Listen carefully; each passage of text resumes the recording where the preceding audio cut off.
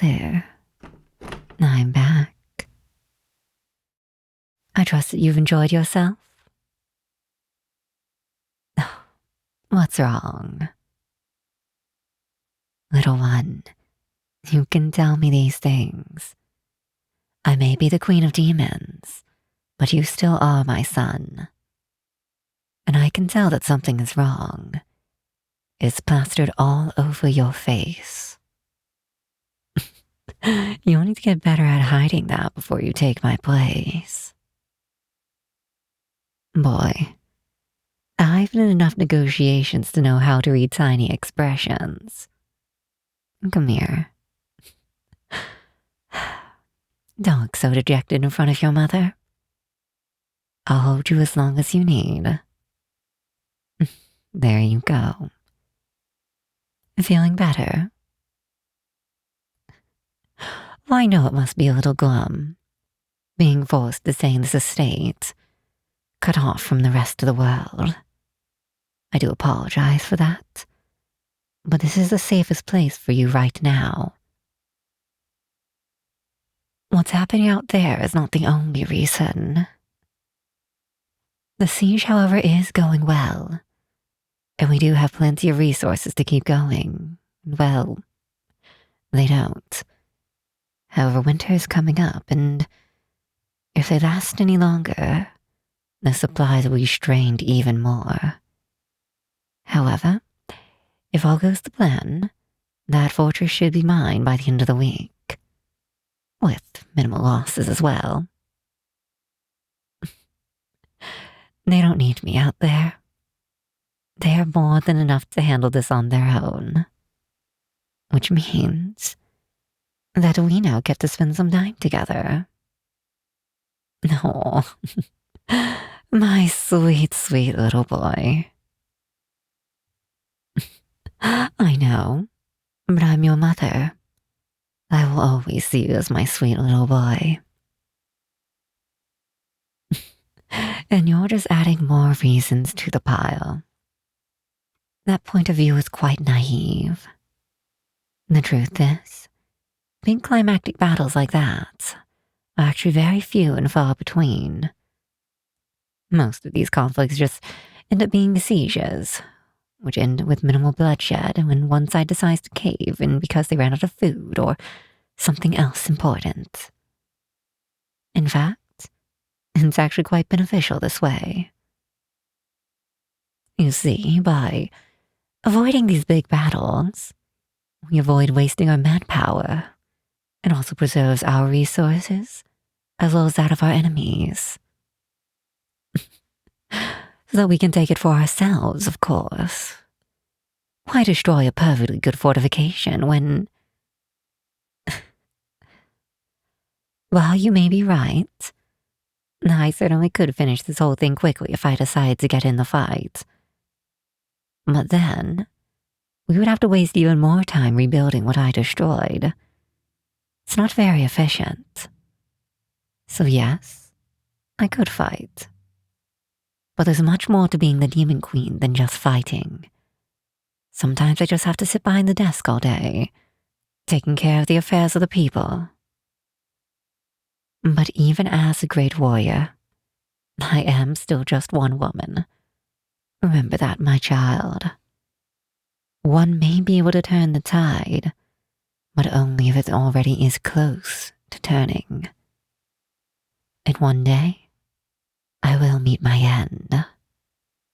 And you will take my place. And to do that, you need more than just strength to hold your position. You will need the ability to inspire loyalty in others, knowledge of how to run a civilization, how to run an army, as well as compassion. Or if that fails, at the very least the ability to feign compassion. These are things far more important than your ability to fight and kill. All things in due time. We are still far from there, and I don't have any plans of dying anytime soon. Aw, What's the matter? I'm sorry, little one. In an ideal world, I'd want to put you on display in front of the whole world as one of my greatest accomplishments. But as of now, I cannot. No buts. Mother knows best. But I know you're not going to accept that as a reason anymore. Well, first of all, I am the queen of demons. I spread fear throughout the land. And if people were to learn that I was a mother, it would have, let's just say, negative connotations. They may think I've gone soft, become weak emotionally. They might see it as an opportunity to attack en masse. Projecting an aura of authority and power is important. There's little value in being powerful if no one is convinced that you are powerful. Indeed, but if I did that, you would be in peril too. They may try and threaten you in order to gain leverage over me, or have you assassinated to spite me. Yes, some of our enemies can be quite underhanded.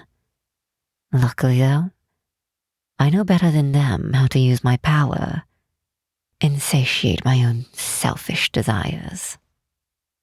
You are not ready yet. I'm still waiting for the right time to reveal you. There's no need to apologize for that.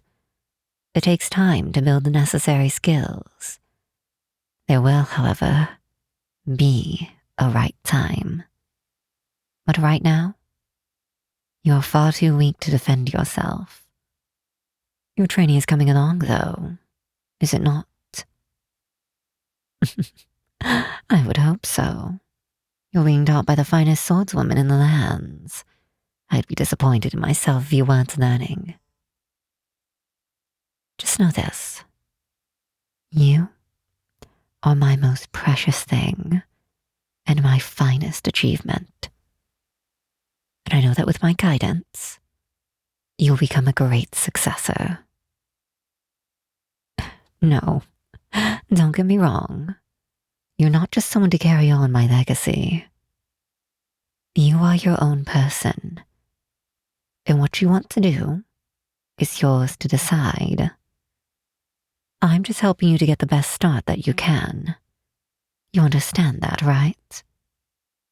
I know you weren't given a choice being born into this position, and I hope you don't come to resent me for it. But right now, we have the present. And presently, I'm here to spend some much-needed time with you. I've been waiting to spend some quality time with my son for a while now. Say, would you like to eat something? I could go get your favorite. Oh, come on now. I'm your mother. Did you really think I wouldn't know what your favorite food is? Although I may not be able to come here much in order to avoid suspicion, I cherish every moment that I get to. My assistant does tell me that you're very easy to care for. She cares about you a lot, you know. She does. What do you think about her? Well, you two are about the same age, so it wouldn't be too strange if you were to have feelings about her. Although, I wouldn't be opposed to having her as my daughter-in-law. Now, speak of a demon and she shall arrive. No need. I was just about to excuse myself. You two have fun.